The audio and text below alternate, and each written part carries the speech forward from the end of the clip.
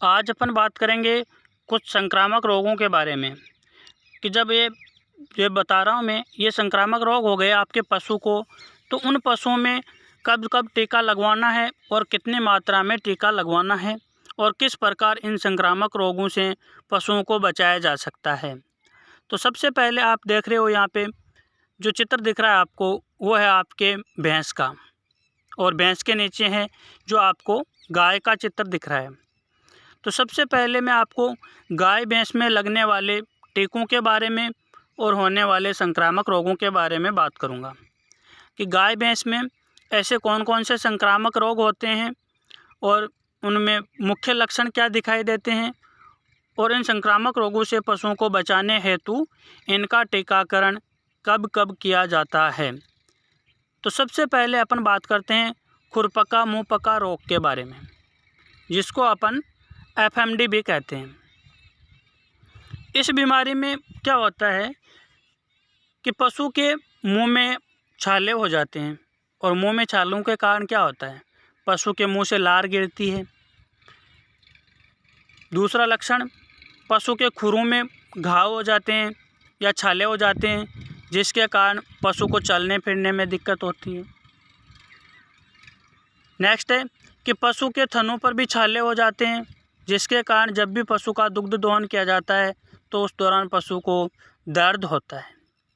तो सबसे पहला अपना संक्रामक रोग है FMD, जिसको अपन खुरपका मुंहपका भी कहते हैं। इस बीमारी के मुख्य लक्षण क्या है, पशु के मुंह में छाले होना, मुंह से लार गिरना, खुरों में छाले होना या खुरों में घाव बनना और पशु के थनों पर और अडर पर छाले होना। ये है जो आपके FMD या खुरपका मुंहपका रोग के मुख्य लक्षण है, जिनके आधार पर अपन पता लगा सकते हैं कि पशु के FMD नामक डिजीज हो गई। अब अपन टीकाकरण की बात करें कि मान लो किसी पशु के FMD रोग हो गया तो उसके कब कब टीका लगाया जाता है और किस प्रकार से टीके लगाने चाहिए। तो सबसे पहले FMD की वैक्सीनेशन है जो 1 साल में 2 बार की जाती है।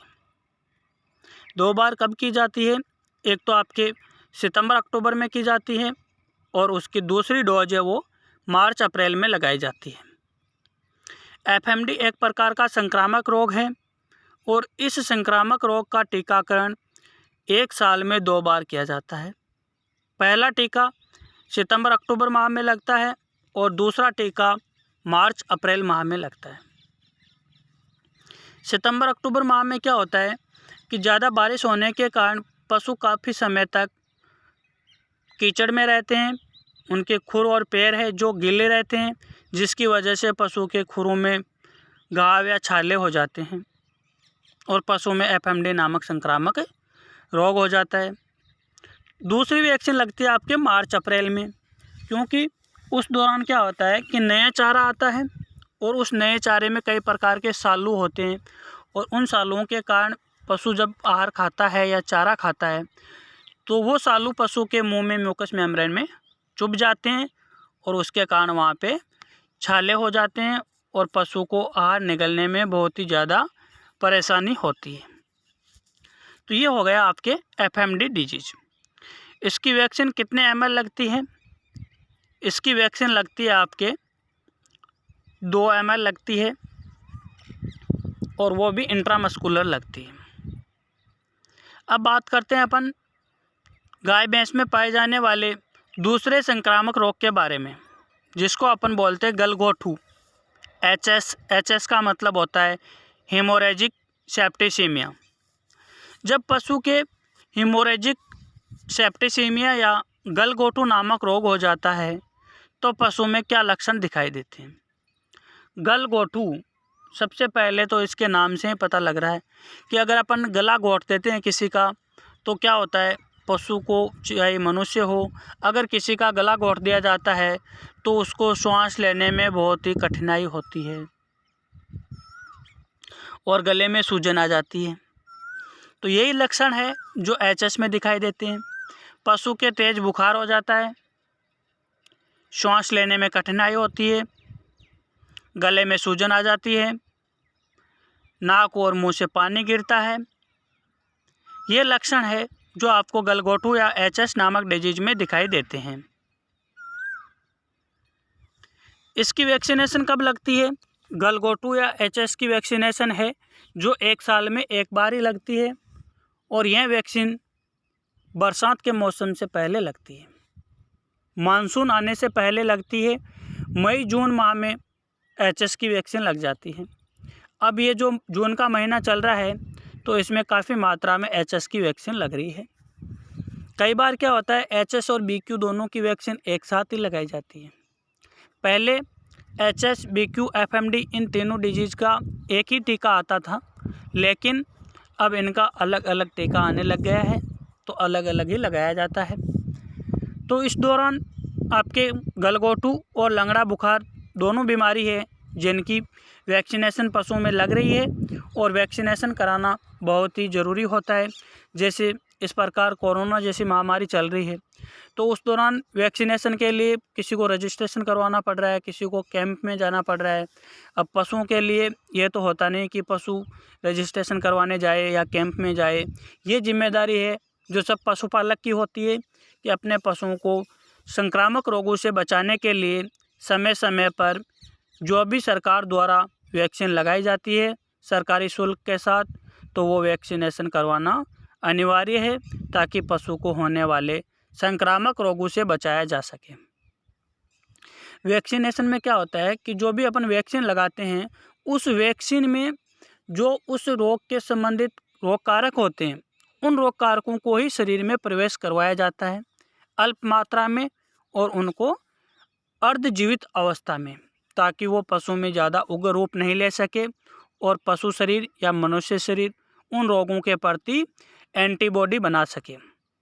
वैक्सीन के माध्यम से एंटीजन को शरीर में प्रवेश कराया जाता है और शरीर उस एंटीजन के विरुद्ध एंटीबॉडी बनाता है। तो गलघोटू या एचएस नामक डिजीज है जिसकी वैक्सीन है वो मई जून माह में लगवाई जाती है। नेक्स्ट डिजीज की बात करते हैं अपन। नेक्स्ट संक्रामक रोग है आपका लंगड़ा बुखार, जिसको अपन ब्लैक क्वार्टर या बीक्यू भी कहते हैं। इस बीमारी में क्या लक्षण दिखाई देते हैं? पशु के तेज बुखार हो जाता है, पुट्ठों में सूजन आ जाती है और पुट्ठों में सूजन के कारण पशु में लंगड़ापन आ जाता है। और इस सूजन को जब अपन दबाते हैं तो दबाने पर चट चट की आवाज़ आती है, क्रीपिटेड साउंड आती है। प्रत्येक बीमारी का एक स्पेसिफिक साइन होता है। आप देख रहे हो गलघोटू हो रहा है तो भी बुखार आ रहा है, लंगड़ा बुखार हो रहा है तो भी बुखार आ रहा है, बुखार है, दर्द है, सूजन है, ये चीज़ें प्रत्येक बीमारी में लगभग आम होती है। पशु खाना पीना बंद करेगा, प्रोडक्शन कम करेगा, अगर गर्भित है तो कई संक्रामक बीमारियों में गर्भपात भी हो सकता है, श्वास लेने में परेशानी होती है, बुखार होता है। ये लक्षण प्रत्येक बीमारी में एक जैसे होते हैं या समान होते हैं, लेकिन प्रत्येक बीमारी का एक ना एक विशेष लक्षण होता है और उस विशेष लक्षण के आधार पर ही उस बीमारी को अन्य बीमारियों से अलग पहचाना जाता है और उसका डिफरेंशियल डायग्नोसिस किया जाता है। तो खुरपका मुंहपका रोग है। इस रोग में भी एक स्पेशल लक्षण है कि पशु के मुंह से जो लार गिरता है उसमें बदबू भी आती है, क्रिपेटेड साउंड भी, वहाँ पे चपचपाट की आवाज़ भी आपको सुनाई देती है। थनों पर छाले हो जाते हैं, बाकी कोई भी बीमारी है जिसमें थनों पर छाले नहीं होते हैं। और मेन इसका पहचान का जो लक्षण है वो है इंटरडिजिटल स्पेस में घाव हो जाता है। इंटरडिजिटल स्पेस का मतलब होता है जो खुर है उस खुर की दोनों अंगुलास्थि के बीच का जो गैप होता है वहाँ पे छाले हो जाते हैं। गलघोटू का विशेष लक्षण है कि पशु के गले में सूजन आ जाती है और पशु घर घर की आवाज़ के साथ श्वास लेता है, जिसके कारण पशु मुंह खोल के श्वास लेता है और पशु के नाक और मुंह से पानी गिरता है। लंगड़ा बुखार है, उसका स्पेसिफिक साइन है आपके कि जो सूजन होती है पुट्ठों पर, उस सूजन को दबाने पर चट चट की आवाज़ आती है, क्रिपेटेड साउंड सुनाई देती है, जो बीक्यू या ब्लैक क्वार्टर को पहचानने का बहुत ही अच्छा लक्षण है। और बीक्यू का जो टीका है वो टीका मई जून माह में लगाया जाता है ताकि पशुओं में लंगड़ा बुखार या ब्लैक क्वार्टर या क्वार्टर इल नामक डिजीज नहीं हो।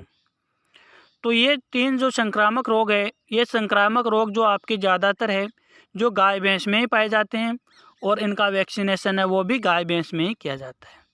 होने को एफएमडी है जो भेड़ बकरी में भी हो सकता है, सूअर में भी हो सकता है, गलघोटू भी हो सकता है, लंगड़ा बुखार भी हो सकता है, लेकिन ज़्यादातर ये बीमारी है जो गाय भैंस में ही पाई जाती है। छोटे पशुओं में ये बीमारी कम देखने को मिलती है। तो ये तीनों संक्रामक डिजीज है। इन संक्रामक डिजीज के नाम, इनके मुख्य लक्षण और टीकाकरण का समय है जो आपको याद होना चाहिए। ये आपके चाहे फर्स्ट ईयर की क्लास हो चाहे सेकेंड ईयर की क्लास हो, दोनों क्लासों के लिए कॉमन टॉपिक है, कॉमन सब्जेक्ट है, जिसमें कोई भी किसी भी प्रकार से इसको पढ़ सकता है। ये संक्रामक रोग है, इनके लक्षण और टीकाकरण का समय है जो एक पशुधन सहायक के लिए नहीं, पशुपालक के लिए भी बहुत ही महत्वपूर्ण जानकारी होती है। आप किसी भी सरकारी हॉस्पिटल में जाओगे तो वहाँ पे आपको पोस्टर लगे मिलेंगे इसी प्रकार से बड़े बड़े, उसमें ये सब कुछ लिखा रहेगा कि पशु का समय पर टीकाकरण कराए और अपने पशुधन को रोगों से बचाए। मुख्यमंत्री की फ़ोटो रहेगी एक तरफ कृषि मंत्री की रहेगी। ये सरकार है जो आपको सरकारी शुल्क में लगाती है, जिसका नाममात्र शुल्क होता है, लेकिन फिर भी पशुपालक भाई है जो अपने पशुओं का वैक्सीनेशन नहीं करवाते हैं।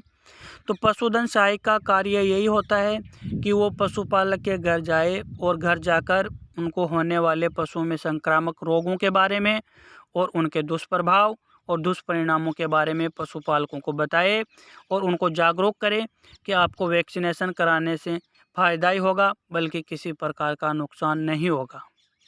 ये जो भैंस का चित्र आप देख रहे हो, इसके जो कान में ये टैग लग रहा है, टैग भी आजकल बहुत ही ज़रूरी हो गया है।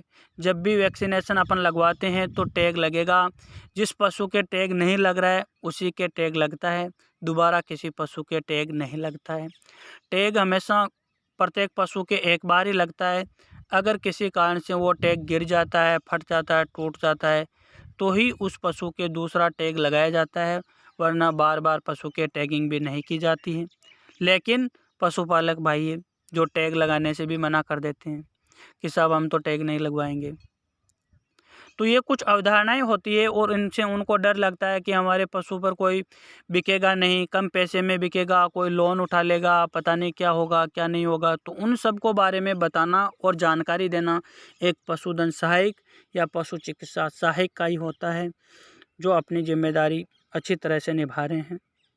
तो ये आपके 3 संक्रामक डिजीज है जो गाय भैंस में पाई जाती है, इनके बारे में अपन ने पढ़ लिया।